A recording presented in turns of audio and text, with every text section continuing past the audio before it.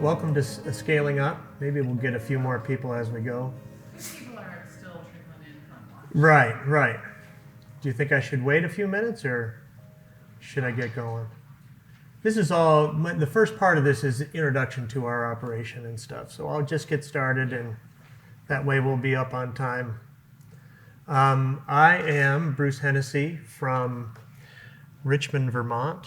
I operate along with my wonderful partner and beautiful wife, Maple Wind Farm. We've been operating for 23 years now as a diversified livestock operation on pasture.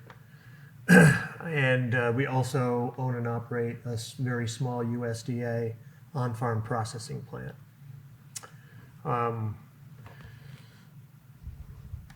Everything for us starts with our mission. Why do we exist? We exist to promote the community health and welfare by producing high-quality pasture-raised meats through regenerating soil and water resources. So that's why we exist.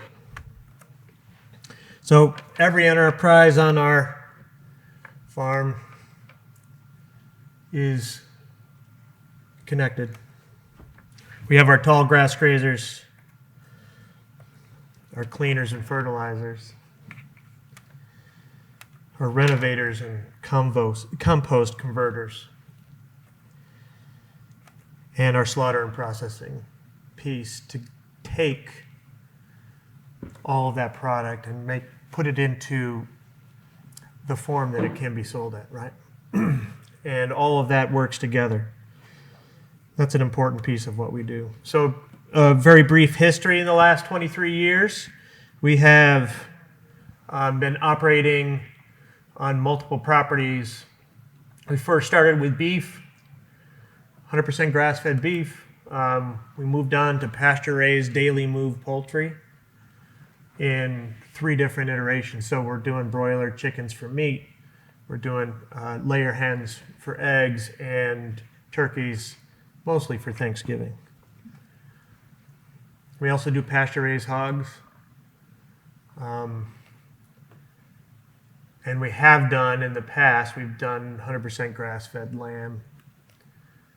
We've expanded our land base through lease and purchase. For 17 years, we grew organic vegetables in a lot of different ways. And we are full into processing. This is actually a picture of the plant in the box. This is a USDA plug-and-play poultry slaughter and processing plant built into an 8x40 shipping container. Yes, sir. Did that come from Freeslop or somebody else? That actually came through the Featherman Company. Are you familiar with them at all? David Schaefer? And his company is called Plant in a Box, PIB, right? So this is interesting. I think this is really kind of where the presentation gets started. I gave you a little introduction, but through those 23 years, we have done an incredible amount of different enterprises trying to see what would work. And for us, that process was like throwing, spaghetti at the wall and seeing what would stick. It's a very scattershot shotgun operation. And all of these operations we invested in and did for a period of time, and then we stopped doing them because it wasn't working for us. So I'll get into some of this. How many enterprises do you think is involved in a conception to consumption beef operation? How many enterprises would you say that is? Anybody? 3 or 4. What would you call the different enterprises? Would be cow calf, and then it would be kind of the raising of the yearly the stockers. Stockers. Finishing, I would consider its own little thing, and then the processing. Right. All right. Selling, Good. I guess.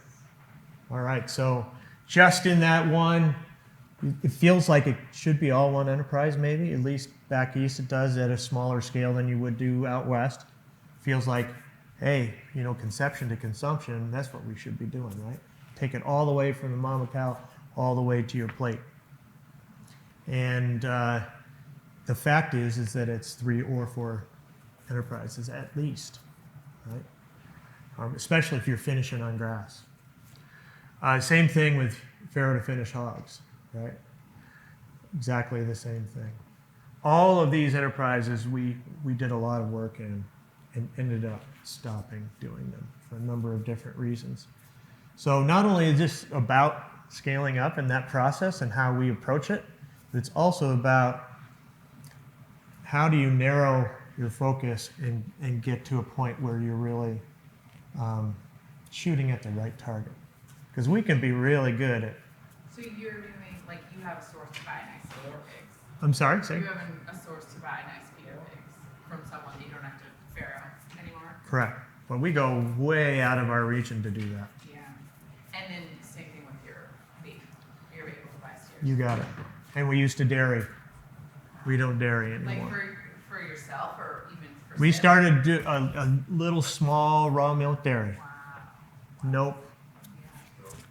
When you realize that it takes about the same amount of time to probably milk with the right infrastructure, milk 30 or 40 cows as it does to milk 1 cow by hand, or even using a little vacuum pump that you've got on hand and all the cleanup and everything, you start to realize, wow, we just spent a lot of time on 1 cow or 2 cows. Yeah. Even if we're charging, $16 a gallon or something like that, right? So I just want to, I put this slide up there just to say this is not something that you should do. This is something I would advise against doing, right? So you can learn from our mistakes and understand that it takes some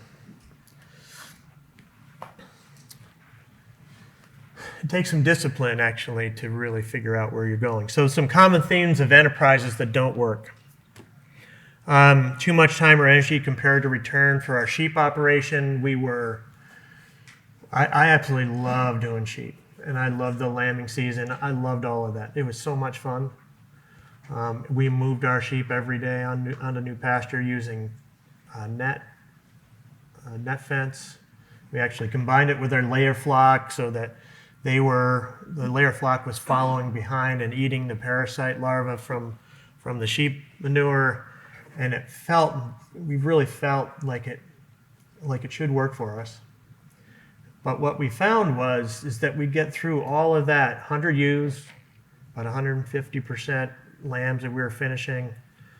So we're doing 150 lambs, and we get to the end of the year and have $3,000 left over. Net income, right? And that quickly became something we're spending a tremendous amount of time on, and it's just not performing in our environment. It's not performing in the right way. So that's just a perfect example of that. It doesn't connect ecologically or financially with other enterprises. I wouldn't say that's true for sheep, but it was certainly true for our maple syrup enterprise, which is totally different and actually was in conflict with lambing and things like that during the season. So we let that go, and we also didn't have the land base to really make that a true business. We only had about 1,000 taps, and you probably want to have at least 10,000 taps for that to be a really good business that pays you for your time. So do you have the ability to process? Do you have the markets do you know that you have the markets in hand and the land base to do it? Up in Vermont, along about this time of year, we're still grazing. We're still grazing our beef cows right now.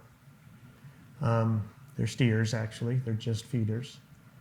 We're still grazing, but along here in a few weeks, in 9 out of 10 seasons, we're going to have too much snow on the ground to graze the grass that we have. So we have to feed hay.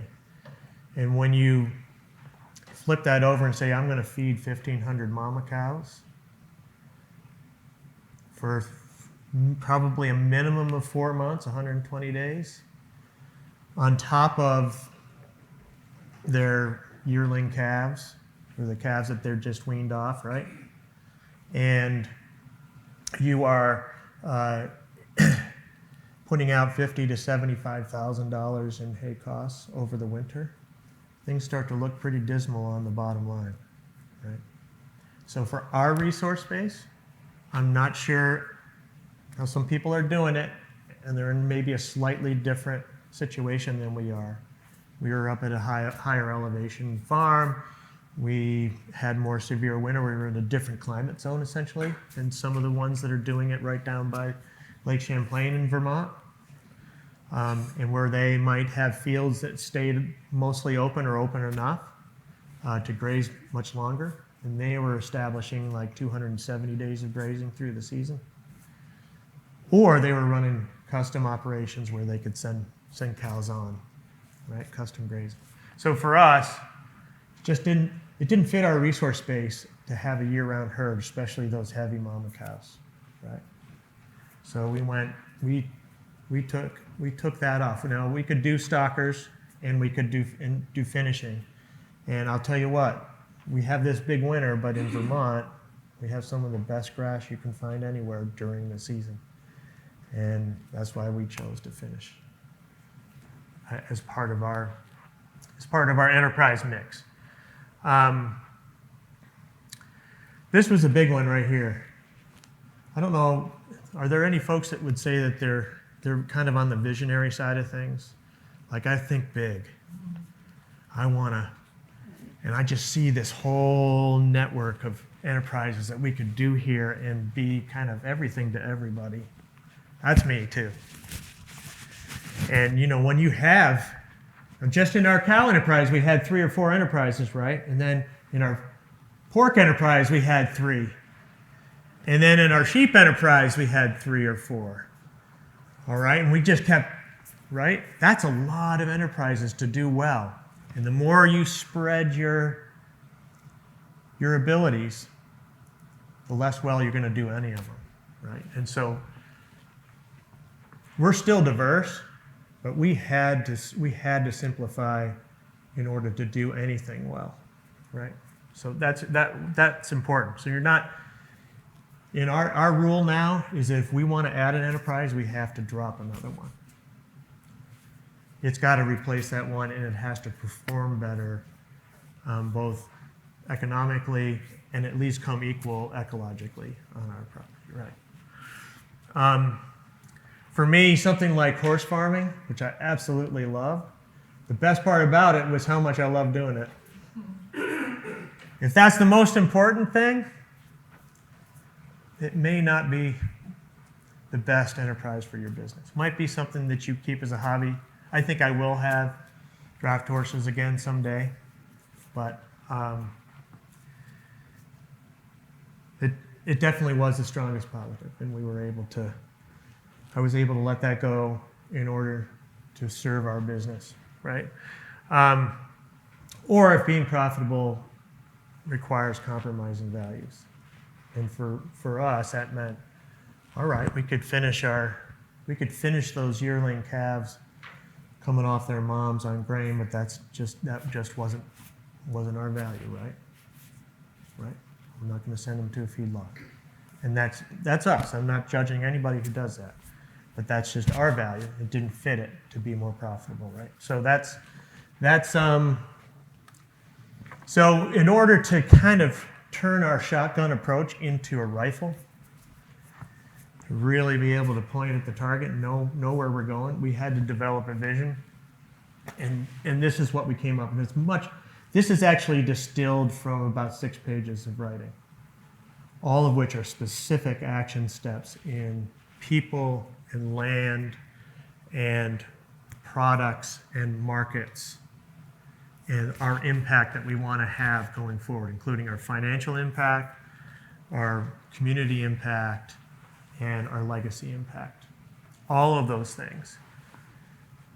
And when we sat down with we sat down with our key employees and we sat down with our family, and these were the key pieces that we came up with. And it's kind of like, when you build a house, you just go out there and buy a bunch of lumber. I think I'm going to need this, and then you throw it down and you start knocking things together. You got to start with your plan. You got to have blueprints for that. And so the vision for us is our blueprint. Without this, if you haven't spent real time deciding, this is what I want, it starts with what I want, and maybe what my partner Beth wants, and maybe what our key ranch manager wants or farm manager wants to see in a successful operation. And then we put that all together and look for areas of common agreement, and we decide these are our basic tenets, this is our core values, and these are this is what we want the ranch or farm to look like in 5 years. Right? Super important. I don't think you should start in any. I don't think you should look at expanding any enterprise without making sure that you have a clear vision for where you're going. We can go back. These land of misfit enterprises, that's all because we didn't have a vision. Right? We spent a lot of time and energy doing some stuff that did not work because we did not have a clear vision. Okay, once you have that clear vision, you got to do your economics first. They made me take down my poster here, but this is asking the question, should we do this? Right? There's only 3 ways to make profit. I'm kind of a ranching for profit evangelist. Has anyone taken that in here in the class? So you know what I'm talking about. What's that? I've listened to him speak twice at the Washington Cattlemen's, and it was congruent with some other similar deals I've done. Right. Growing your business instead of in your business. Right. And anybody taken the full course? You've taken the full course, 7-day. I just took it for the second time last week. It's a 7-day boot camp, business boot camp for farmers and ranchers. And this comes straight out of that. There really is only 3 ways. Anything that you can think of that goes into seeing whether an enterprise could be profitable or not is in these 3 things. There's only 3 ways to make a profit. Reducing your overheads, which is all your land and labor stuff, all the tools and equipment that you need for your labor to actually do the work. Increasing gross margin per unit, that's that gross profit, some people call it, right? Increasing that, so actually making more money above direct costs. And then once this is good, gross margin per unit is good, increasing turnover, just doing more of it without increasing your overheads. Right? When you think about this in your operations, what's the most, where do you think in your neighbor's operation, people that you can look across the fence at, where do you think their biggest opportunity is in these 3 areas? Where does it generally lie? What's that? Reducing overheads. He's right. Jesse, where are you from, Jesse? Hennessey, Oklahoma. Nice. Great. Yeah, reducing overheads is probably number 1 for most folks because their gross margins look pretty good, and then you get to the overhead part, your land and your labor and all the equipment that you have. Anybody have a lot of iron on their farm? All right, we can be vulnerable here. Or a lot of employees, more than you need. So one of the things about this is that there's also non-cash, both costs and values, right? So the cows that are sitting, those mama cows that are sitting pregnant on your operation, that still has value, and that's part of your gross margin. On the flip side, all the depreciation of your equipment and your land and your buildings, that's also you don't write a check for that, but that's a non-cash cost. And all of those things need to be taken into account, right? I would highly recommend, I'm giving all the credit to ranch management consultants. If you haven't considered, I'd look into it. It'll be the best money you ever spent. Guaranteed. And I don't work for them. I'm not connected in any other way other than it's made a huge difference in our business. All right, I'm going to just show you this, which is kind of an interesting problem. So, anybody in here do vegetables? I didn't think so. All right, that's good. But this is just to give you an idea of why sometimes bigger isn't better, right? So here we have 17 acres, and we're growing 40 cultivars in vegetables. And you can see we didn't have a very good year, did we? Our cost of goods sold, $95,000. We lost $4,000, did all that work. Our total expenses were 103 on sales of 99. Right? 17 acres, that's a big operation. You figure if you do more, you're going to get paid more. If you work harder, you're going to get paid more. And the truth is that's not true. So what we decided here, we said, you know what, we're going to look at each of our crops. We're going to say, what's the crop that gets the highest gross margin per unit? And we're only going to grow those, and we're only going to grow what we know we can sell in our market at that price, right? On 6 acres instead of 17. And you can see the result. And the key here for me is what's really about labor. Our labor as a percentage of revenue, 72% in 2016, and then down to 41% 2017. Huge change, transformative change in that result. Guess what? We dropped this enterprise. Why did we do it? Can anyone see why we might have done it? Time better spent elsewhere. Okay. Is there anything in the numbers that would tell you?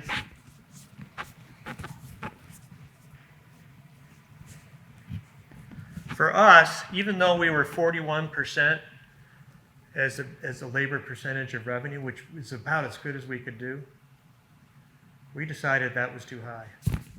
And if we weren't going to be able to move that needle, sorry about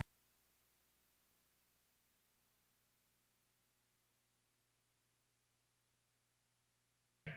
Is that better? Okay, sorry about that. So even though this was successful, here's another benchmark that we use, right? So here was our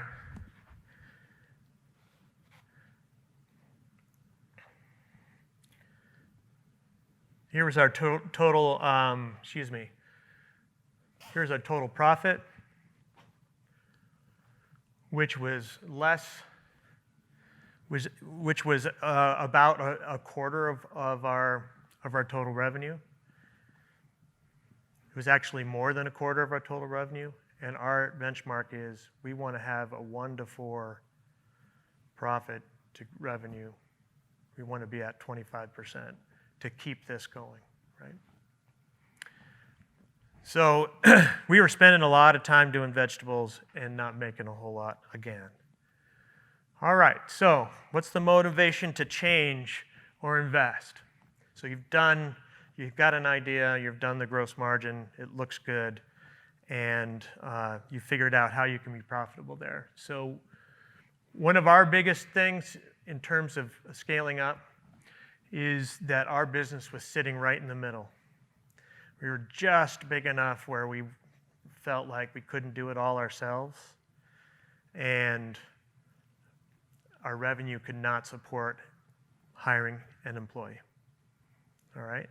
So if that's how it feels on your operation, you've got to move in one direction or another. There's 2 directions you could move. You could get a lot smaller so you can do it by yourself and don't need anything need an employee, or you can get exponentially bigger and be able to afford that employee. And what's your benchmark there from ranching for profit? What is it?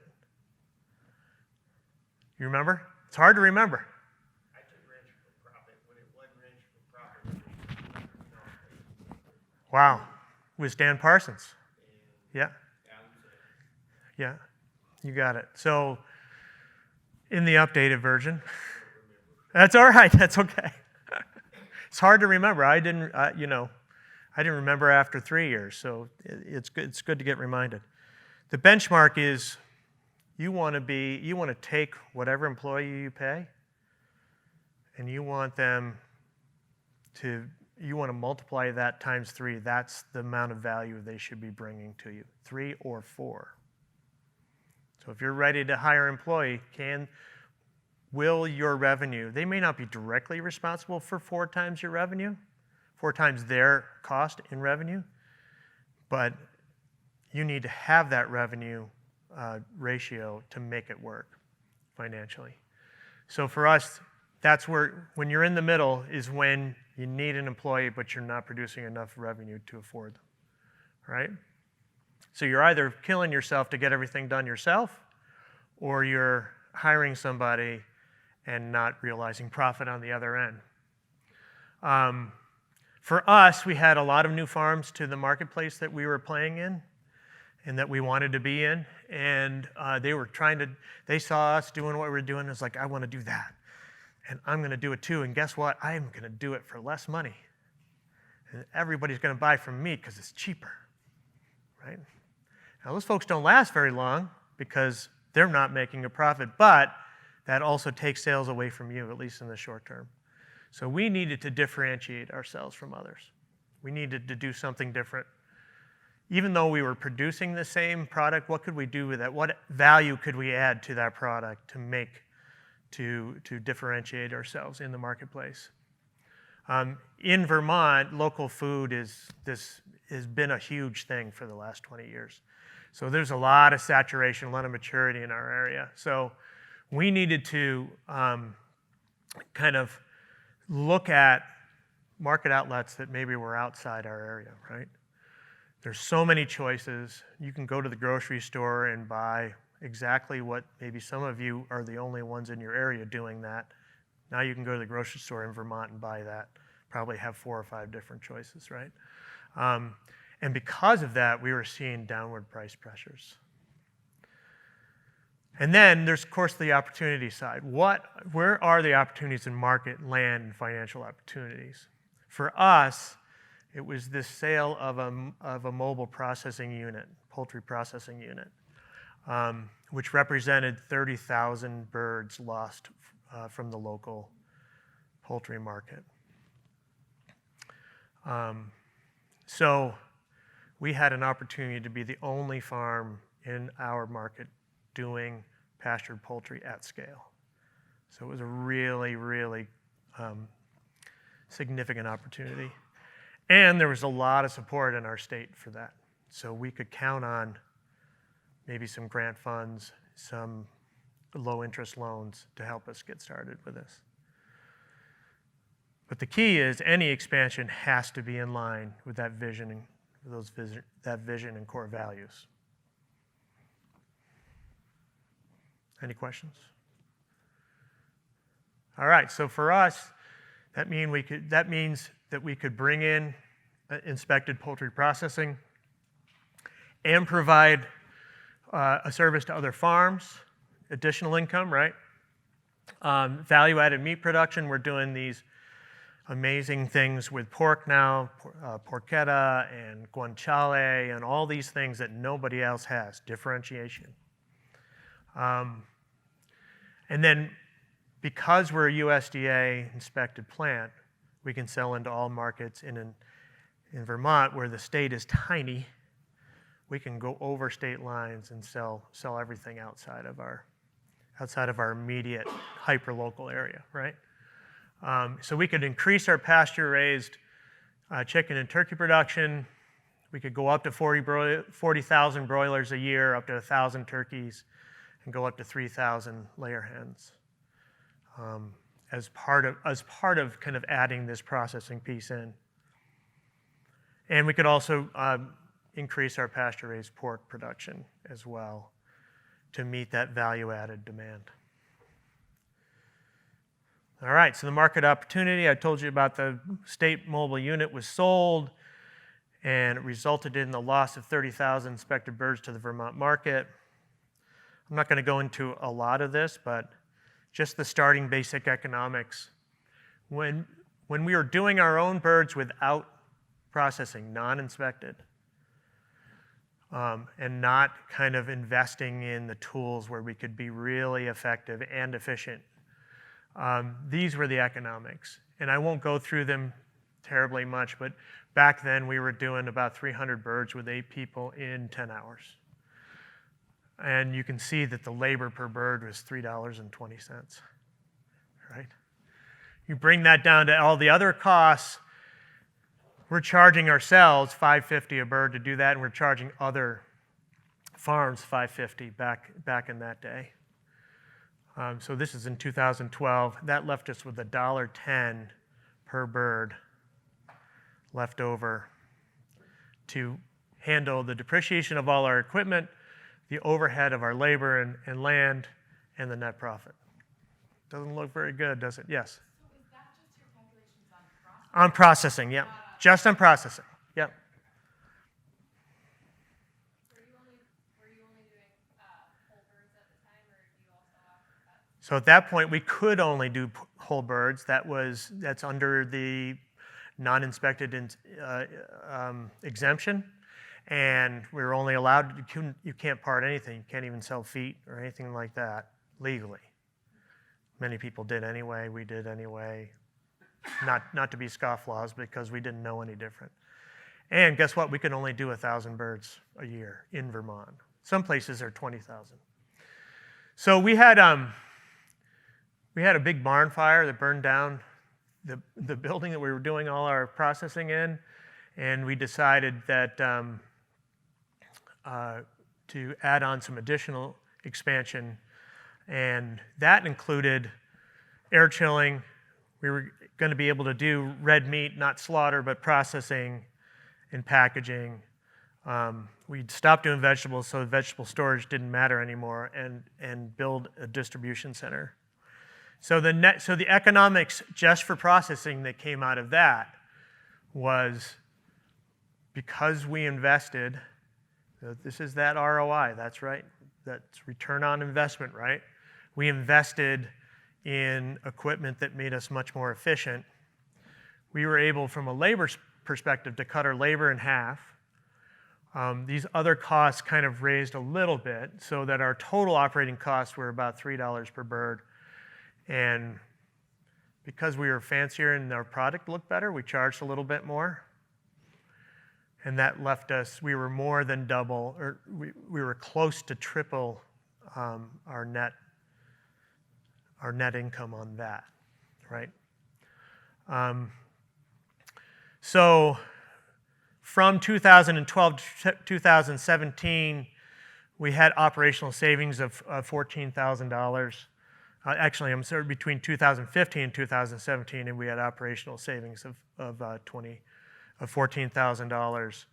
And the payback on the processing and air chilling room that we put in as part of our new barn was just 3 years, right?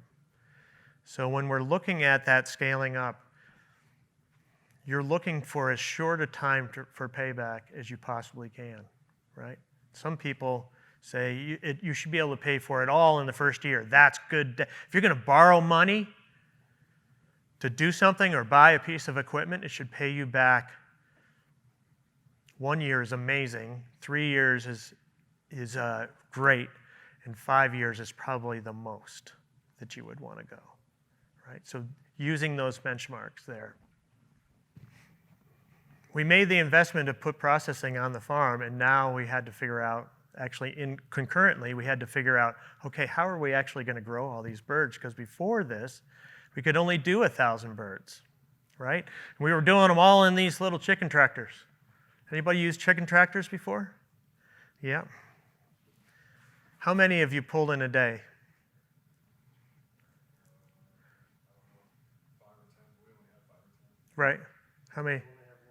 They only have one, okay. They fit about between 75 and 100 birds, maybe? 40, right, okay. So that's great. It's a small little accessory business, and I think there's some real advantages to this at a certain scale. At our scale, where we wanted to do over 20,000 birds, we needed to think of something different. So chicken tractor, 10 by 12, maximum of 75 birds, 2 people, 5 minutes. Does that sound reasonable? Is that about right? You go out and move a chicken tractor, feed it out. And for us, we felt like we needed to have 2 people, somebody filling the bucket, somebody pushing the birds forward so you didn't run them over, that kind of stuff. You could do it by yourself, but it'd take a little bit longer, right? So this is about what we figured out. So we ended up investing in field shelter production, what we now call MRCs, mobile range coops. 21 by 36 feet, 500 broilers, 2 people in 10 minutes. So let's look at the ROI on that, right? So when we were at our peak, before we scaled up to 20,000, let's just look at 4,000 birds. 50 chicken tractors. We had the dolly, the portion of the truck that we're using to bring out all of the feed, the water system that we put in the feeders. The total investment for that was $14,500. On the other side, we had 8 mobile field shelters, MRCs. Again, portions of a truck depreciation, 2 gravity wagons, because we were in 2 different locations, 2 small gravity wagons, the feeders and waterers in the water system, $60,000 investment. Big gulp. Like, where are we going to get that? Right? But we made this case.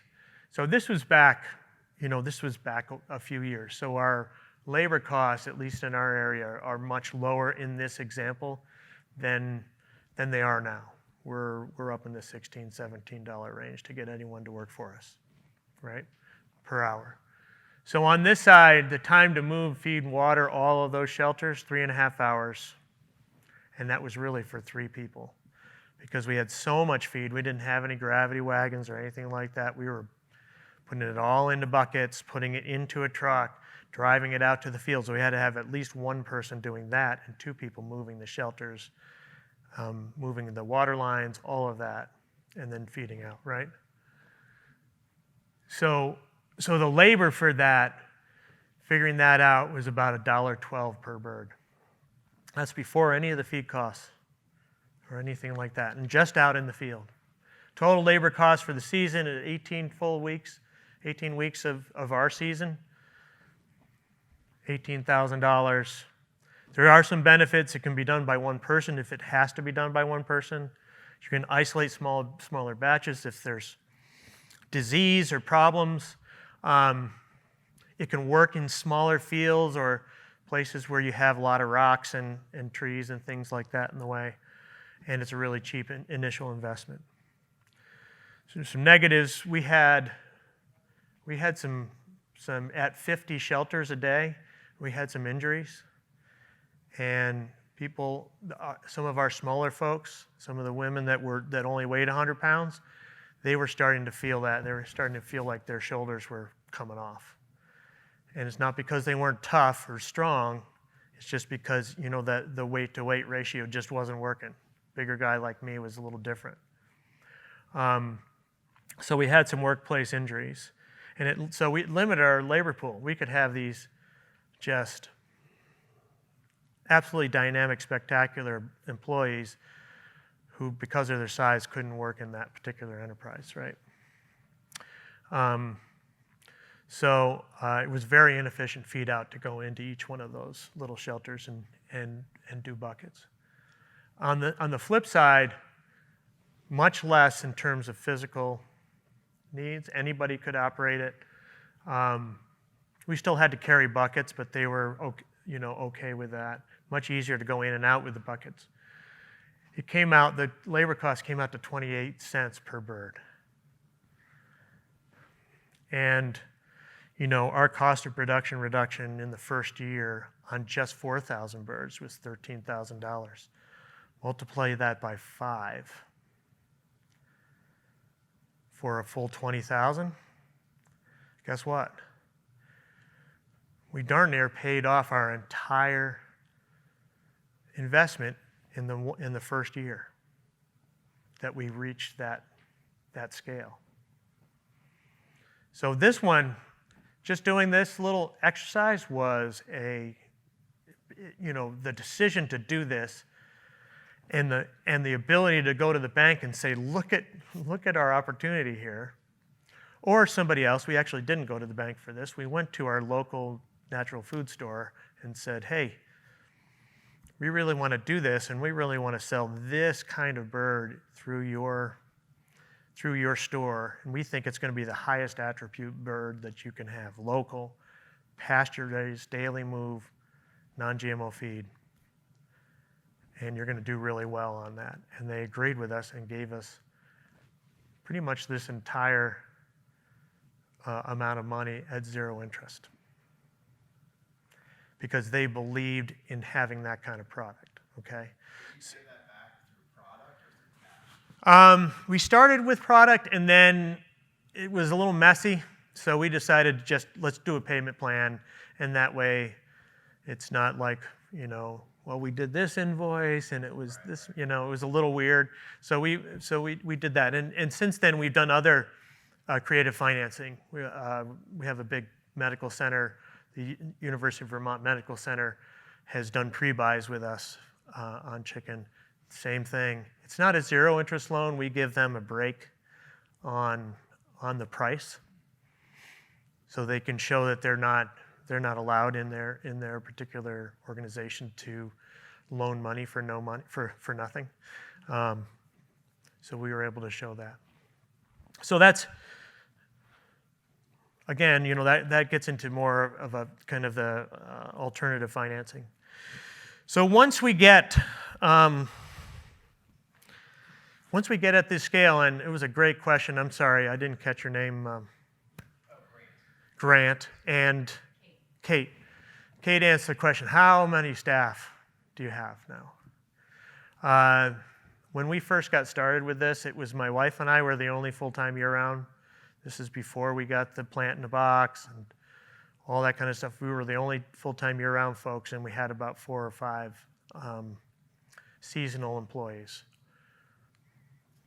interns or apprentices, right, that lived on the farm and worked with us. And we decided to switch that up and become a real live employer, and start paying people by the hour, and especially with processing, we felt that was important.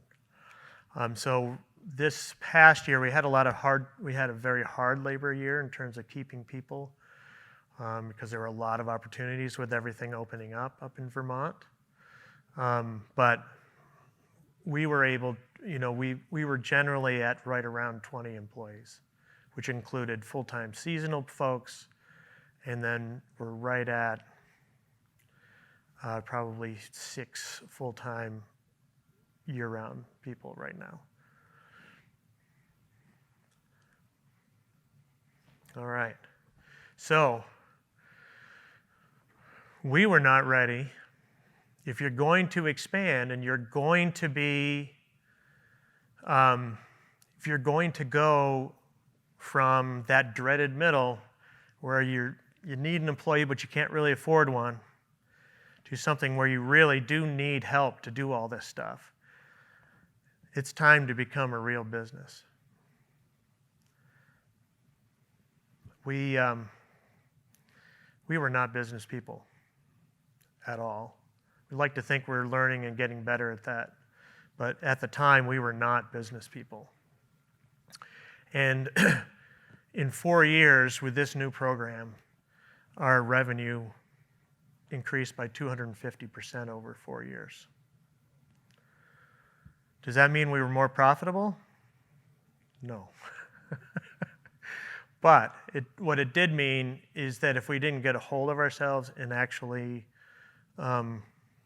understand that we had to have clear roles in our organization, that we had to become a true business where everybody understood the mission and the vision, that we needed to identify all the results that we needed to have our business succeed, and then put those into kind of like categories and have positions for people to fill, and then get the right people in those positions to run those parts of the business.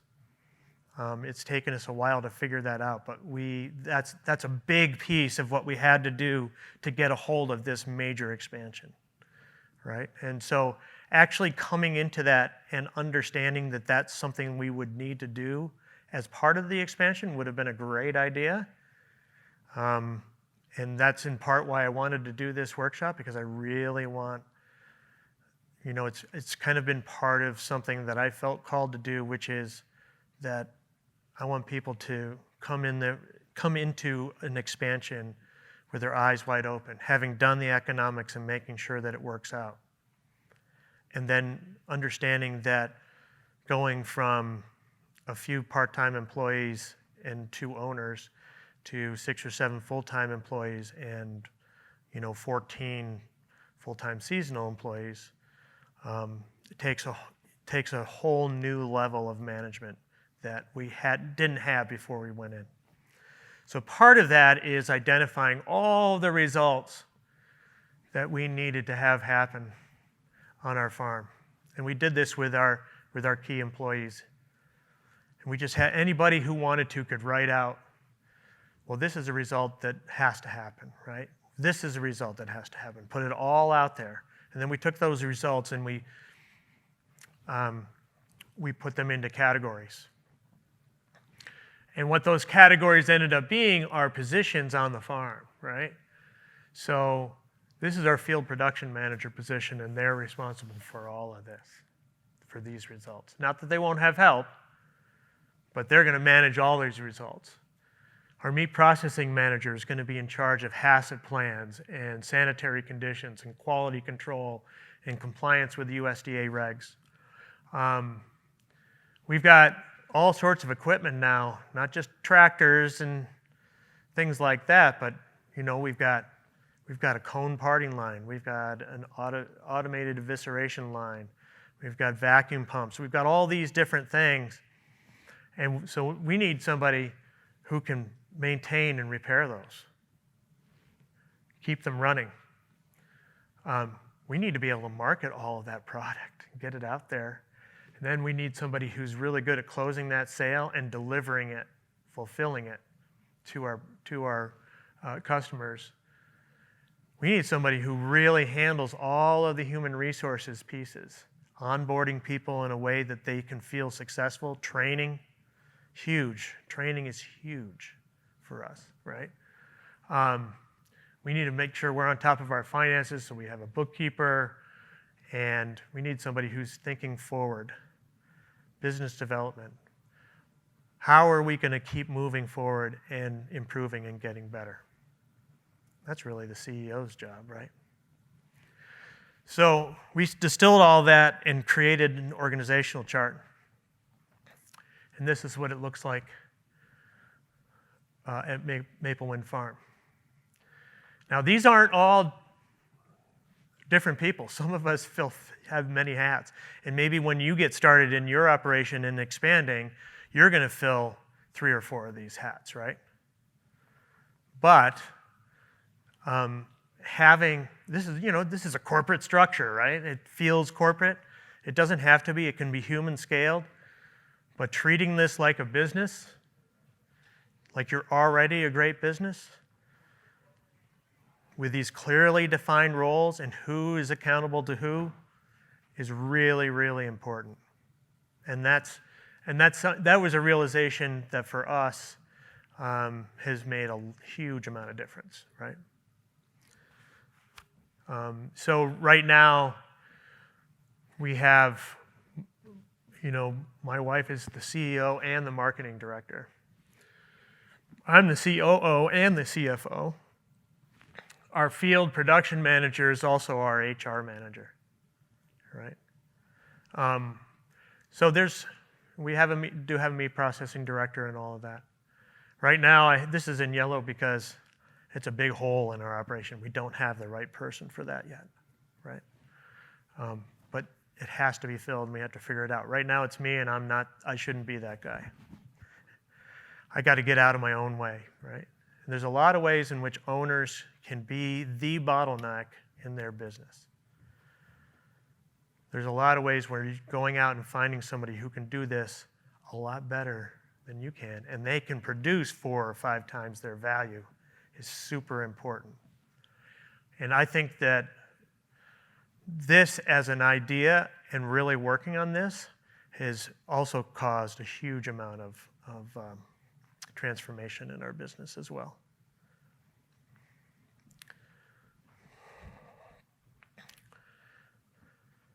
Did you learn that at RMC?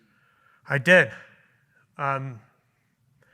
Yeah, I learned a lot of this stuff, and it's really become an effective way to approach our business, right? The whole idea of benchmarks, we knew about production benchmarks, and those are kind of neat. I think all of us as farmers are really good at producing stuff, right? We're really good at getting out there and getting our pregnancy rates up and putting pounds on cows out on grass. Growing a 4.5-pound broiler in 7 weeks. Well, I can do that. I know how to do that. Am I a business person? Not really. Do I know how to market? Do I know how to work on some of the high-value machinery that we have in our processing space? Absolutely not. Vacuum, double chamber vacuum packing systems and all these things. This is way beyond me, and if I'm trying to do that and save a few bucks by not hiring somebody, and I'm trying to do that, when I can hire somebody who's going to cost me a lot of money, but they can do it in maybe 25% of the time that it would take me to do it, that's important stuff to know. So this ratio, this benchmark, right, that 3-to-1, a lot of people are saying 4-to-1 now. We're being nice to ourselves when we say 3-to-1. Ratio of full-time equivalent labor cost to gross revenue. Should be at least 3. And when we look at that, we know if we're not hitting that benchmark that we've got changes that have to be made. So another thing that we really invested in here is because labor, especially in these processing spaces, especially in processing, but really in all of this, labor can be the thing that sinks our ship. And so we've invested heavily in lean principles on the farm and on pasture, everything that we do. So what is lean? Has anyone worked in lean systems at all? You have? What have? Yeah, Six Sigma. And what was your situation that you were working in? Pharmaceutical manufacturing. There you go. So it's kind of a manufacturing thing, but guess what? It belongs on the farm, on your ranch. It does. Came out of World War II, American systems of how to build really reliable aircraft and ships and things like that, and do it super efficiently. It's really a training program. And then the Japanese took it, Toyota perfected it, and we know the impact that Toyota's had on us over here, right? And now we went over and said, wait a minute, what are you doing? Oh, that's what we used to do, but we didn't feel like we needed it after the war, but those guys did. So now it's back. So what the key is, what is you're defining your value? What do your customers really want? And then not doing anything that isn't of value to your customer, or doing as little as possible that isn't somehow related to value for your customer. And that's a really key piece. And then once you've defined that value, what is the process? What is the value stream to build that value for your customer, right? Once you've identified the steps, the action steps you need to take to get to that value, you create flow between those steps. You want to establish pull so that you're not just sitting there making packages of meat. You're doing it in response to a customer need. And the customer is pulling that value out of your system. And then a big piece of that is always feedbacking into this creative and this flow and figuring out how to continuously improve. And this is something I can't say we've accomplished yet, is that culture of continuous improvement. It's something that we always work on. It's really hard to develop that as a part of your culture at your farm or ranch. But it's incredibly important to get everybody on board with continuously improving. Not unilaterally. It's not like, hey, Bruce decided that this was a better way to do things, so we just started doing it, and everybody else is doing it their way. It's, hey, the Maple Inn Farm way is this, and a couple people get together and say, we could improve it, and it could look like this. What do you all think? Oh, okay, everybody think that's good. Let's try that out. Everybody thinks that's better. Now this is the new process. It's a teamwork approach, right? And what are we trying to do? We're trying to eliminate as much waste as we can. And there's these 8 different kinds of wastes that we've identified in really any business that makes something for other people. Defects.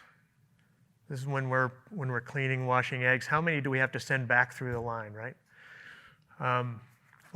Producing more than we need, more than the customer wants, and then having to store that and find a place for it. Waiting time.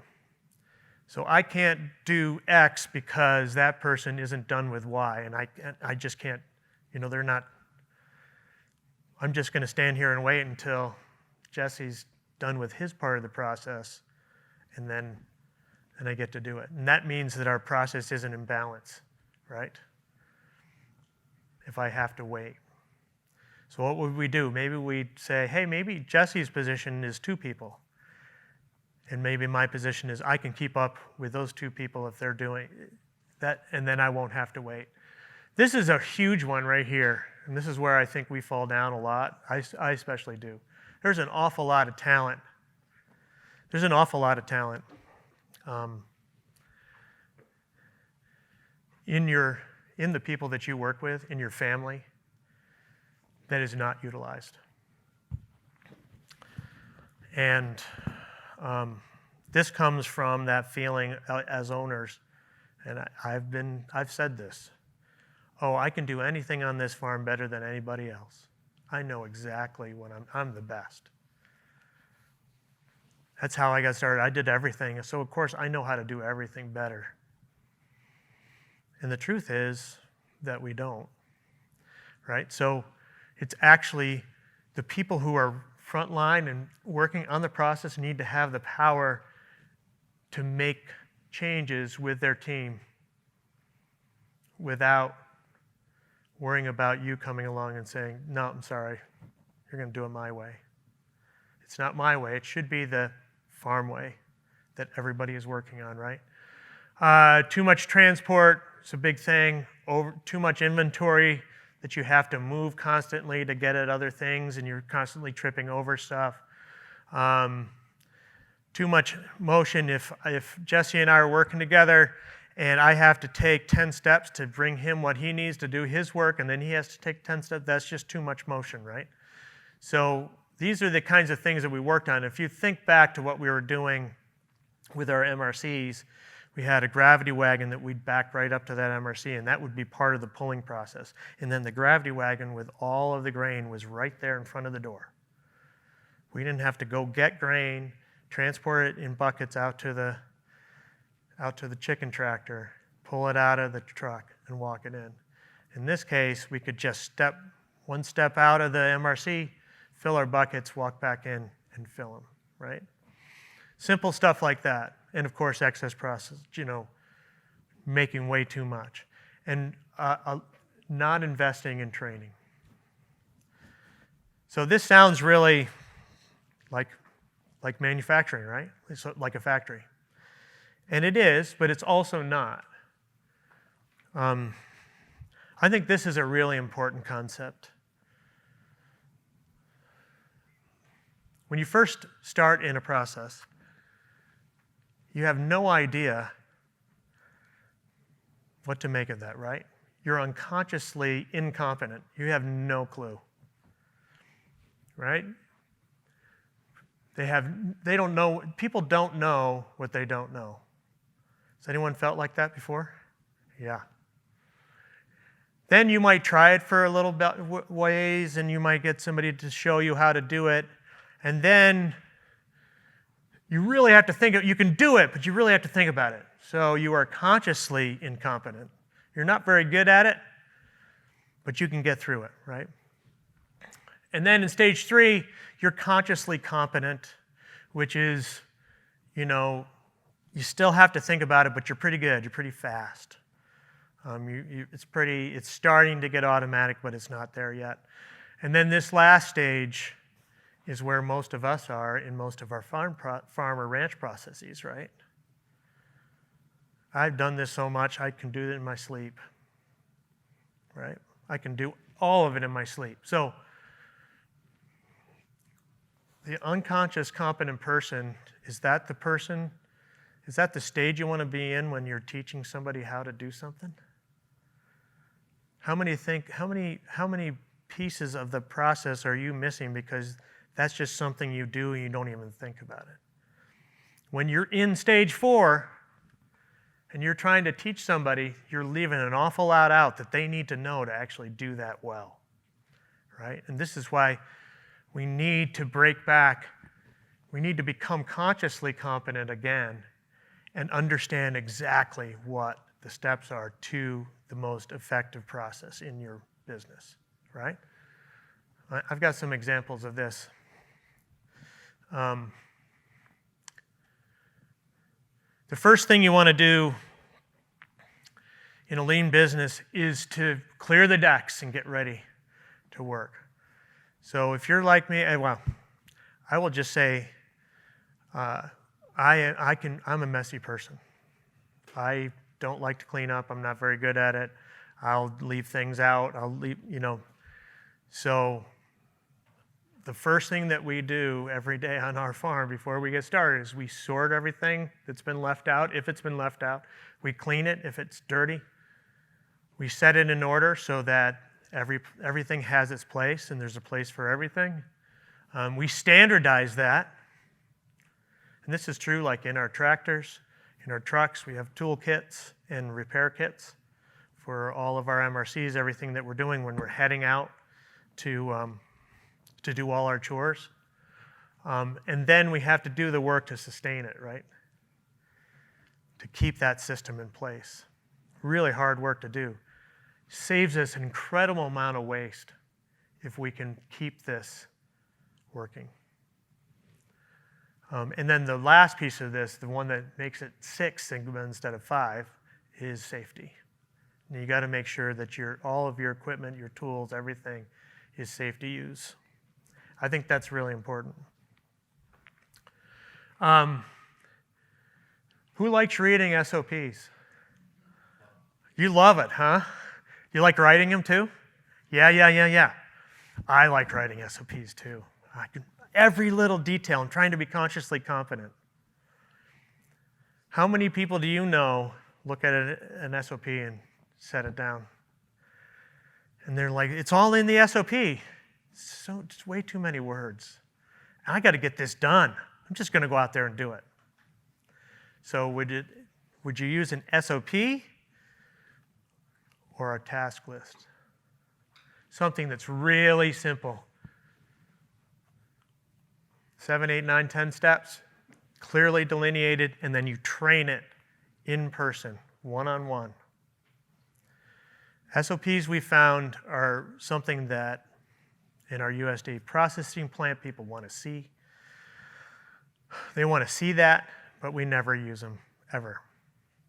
It's a clear and simple task list or checklist that we use.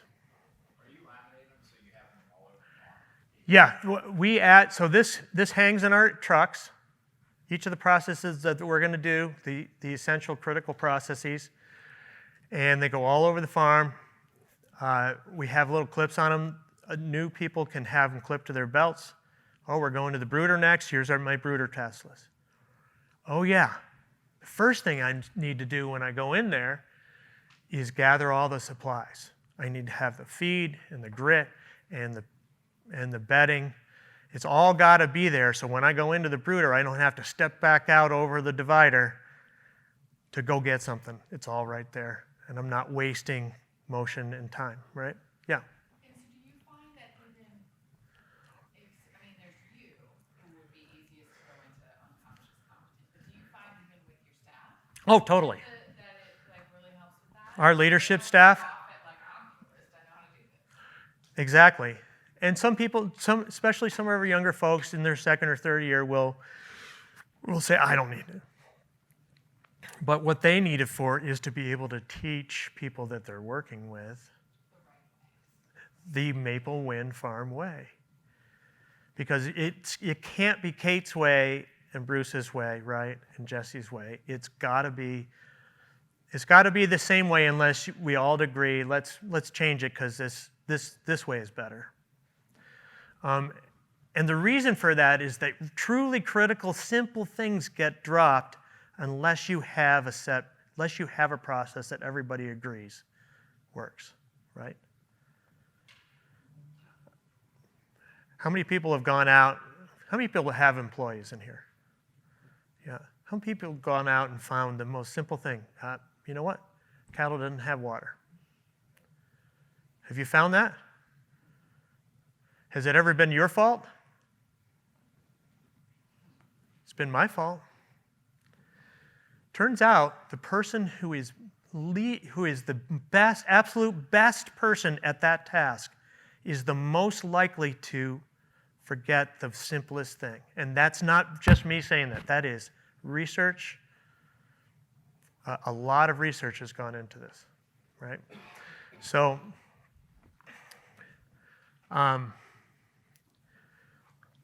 we have a beef herd moving task list. I've realized which is one of my favorite things to do is go out and move cattle, right? I love doing that.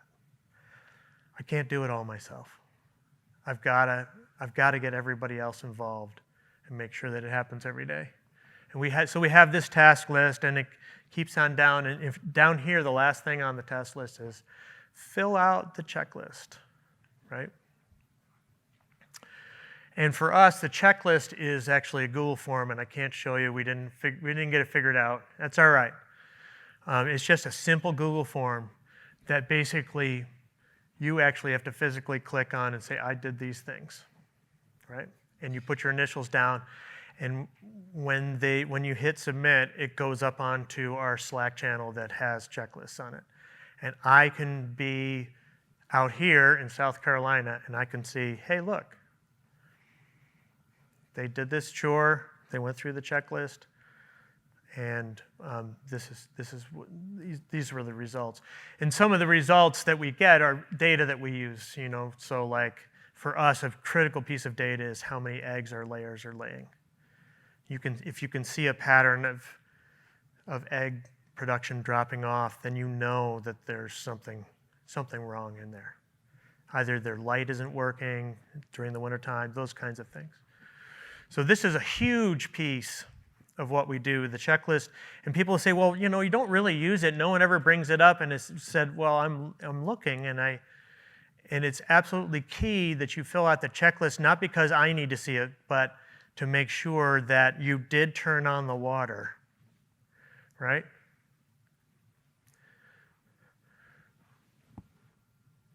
Start water flowing, place at water tank, and what I should have in here is check water level, right? Super, super important. We have this for, we have a Wrangler position in our MRC moving. And these are all the things that you do. And the last thing is to fill out the checklist. And this is where I would generally go to checklists, but we're not going to be able to go to these links. Checklists, they prevent mistakes. I can't tell you how many times I've gotten ready to go out of the field. I've done my checklist. Oh shoot, I didn't do something essential. And I'm supposed to be the best.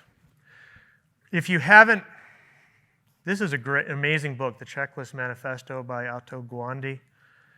He applied some of these theories in the research that he did in checklists to the medical profession. And what they found is that the best surgeons, the top-rated surgeons, the ones with the most skill, were actually the most likely to make a critical mistake in surgery.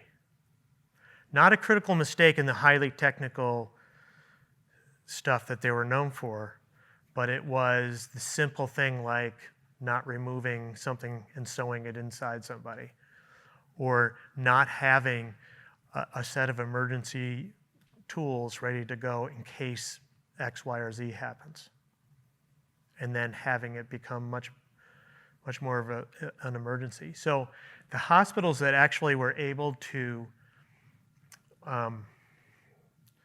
get people to buy into checklists and to use them every single time in all situations went from between 3 and 5% surgical mistakes, including deaths, to 0 using checklists.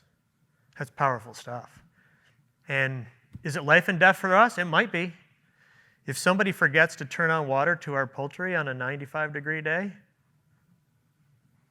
even for 3 or 4 hours, we can lose birds, right?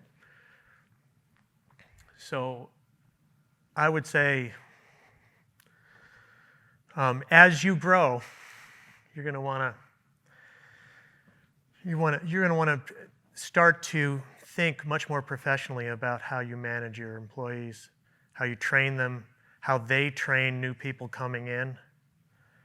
And it sounds like we have it all together here. This is a totally imperfect system, and what we're doing. That's right. Right, exactly. So on your like egg collection, for instance, is the number of eggs collected like one piece of the egg collection checklist that then feeds into some kind of spreadsheet? It feeds into a spreadsheet, and yes, so the question is, it's not just eggs, it's, do you have other data that goes into the spreadsheet? That's just one piece. It's probably the most important piece from a flock health perspective. But they're not opening like a shared Google Doc No. into a cell, they're just completing their checklist for that. They're completing a Google form which takes less than 30 seconds, right? And I'll show you a picture of some of the other things we do. Once we get into winter where everybody's coming through the same place, then we start to actually write it up on a board. But we also have what's called this is from the Japanese, a Kanban system. And that is because we have a tremendous amount of supplies that we need, and we need to have those in stock to operate. This is especially true in processing, but also in lots of other things. We need to have egg cartons. If we run out of egg cartons, we're in trouble. Where do we put all these eggs, right? We need to have the vacuum packs to put meat in. And if you've ever been like, I'm ready to do this process, we got a lot to do, and you go in and you try to find that, you look for those bags and they're gone. We don't have any. You look in where we store inventory, there's none there. Oh boy, what do you do now? You can't even do it.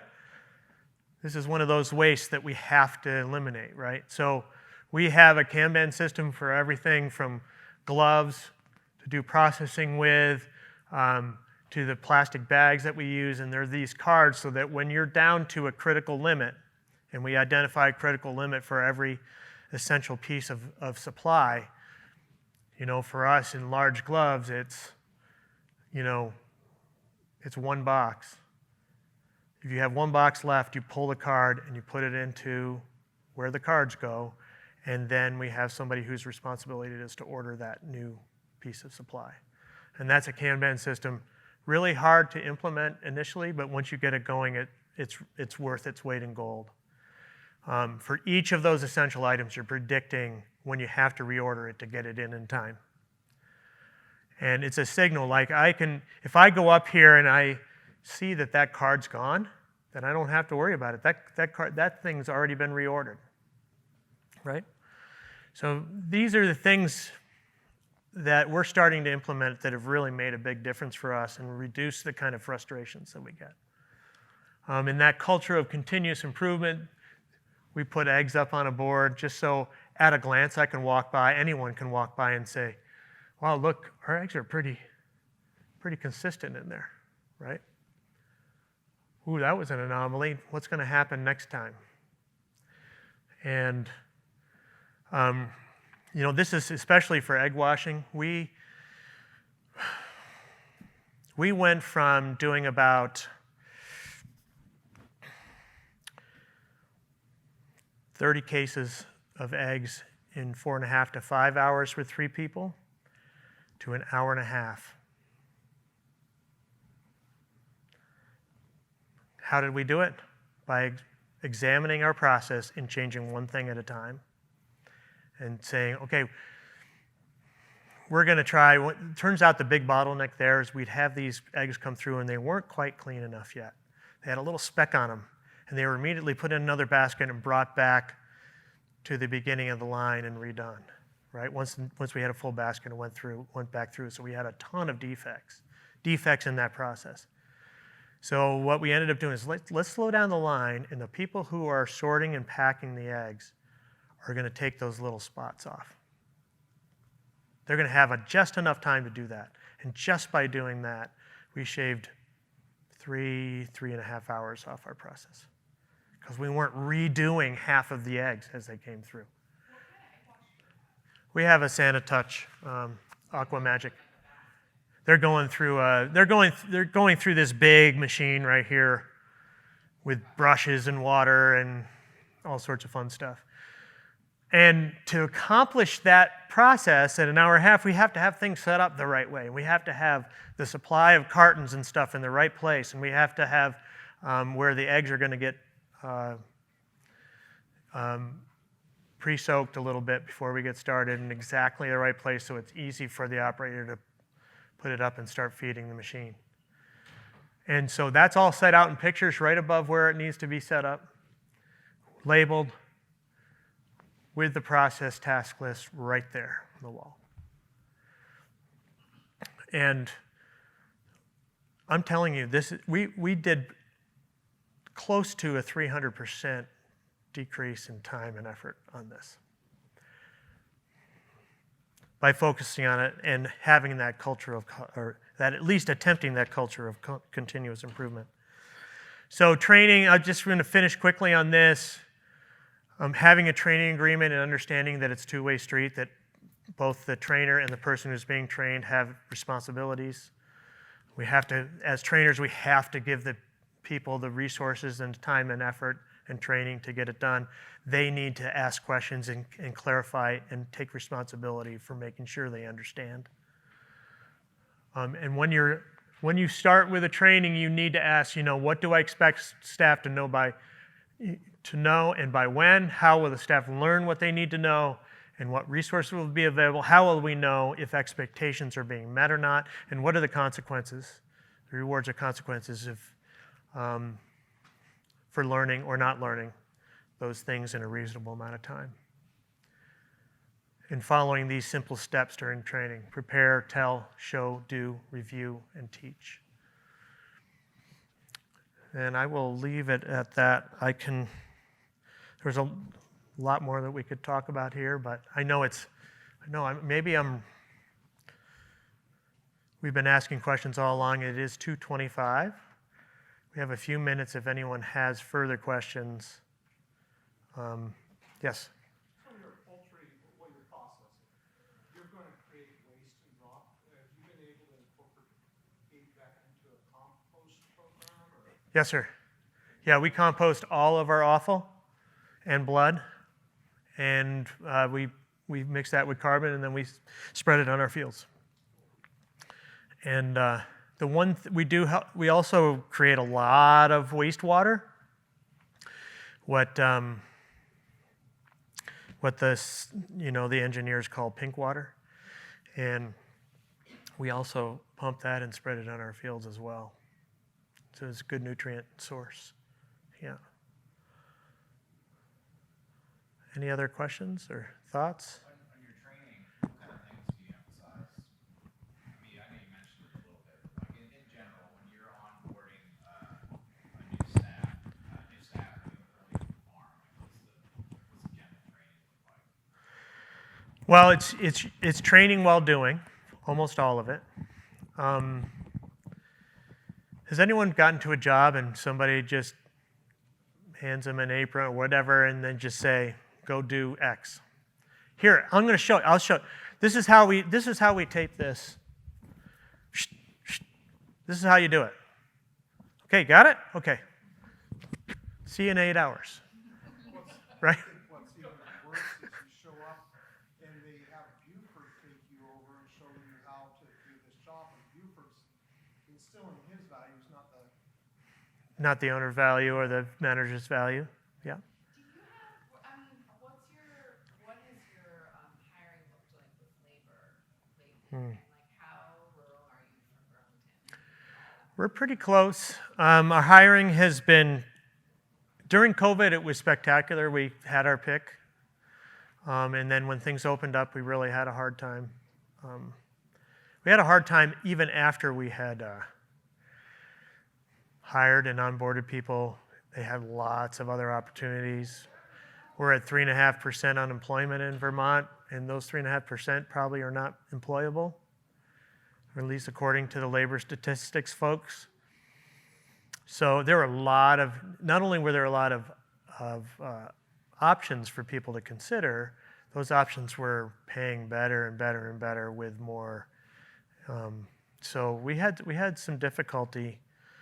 Our big problem was when we would talk to people and say, hey, you know what?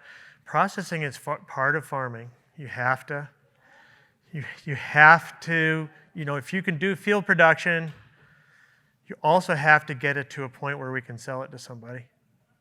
That's part of farming.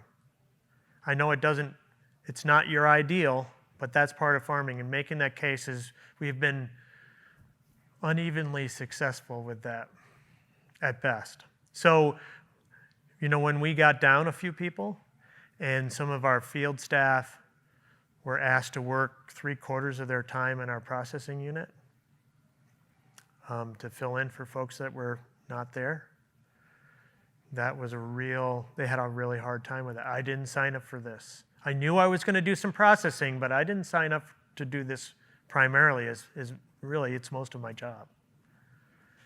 We did end up saying, hey, look, we're going to increase if you want to work in processing full time, we'll pay you $20 an hour instead of $16.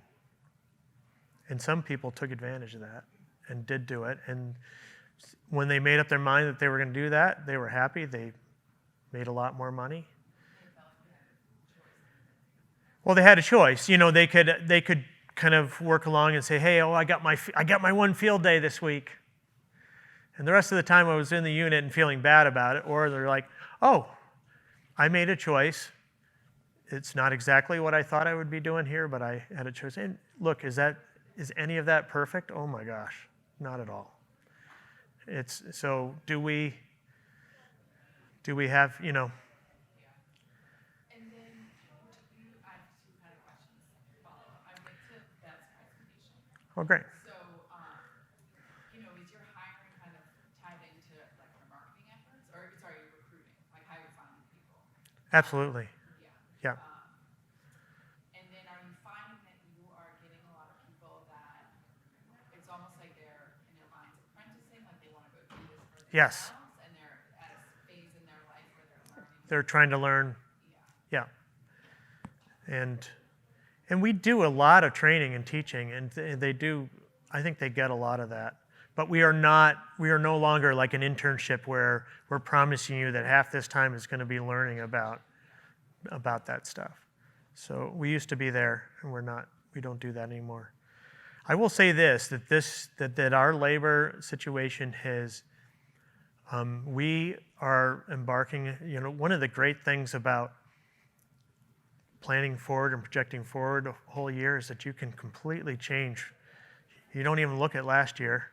Okay, last year's done. We can use some of the benchmarks there, and we can look at our historical numbers to inform, but we can completely change our program for this next year. Based on what's happened to us and our reliance on labor, we are contracting, but we're not contracting profit-wise. We're going to do less, hire less people, and make more money. And how are we doing that? We've made a full 100% commitment to direct-to-consumer marketing, which is very, very different from our current model, which is mostly wholesale. And in wholesale, you better have a lot of units, right? Because your margins are tiny. We're going to capture 40% more value. And that means that we really only need to do about 2/3 of what we're doing now. So these are the kinds of things that we use. We use these experiences, and boy, if you're not moving, you might as well start digging the grave, right? So, and if I gave off any idea that we are in all perfect and we've got it all figured out, absolutely not. These are just lessons learned, and it's just all a process. So thanks for listening. Appreciate it.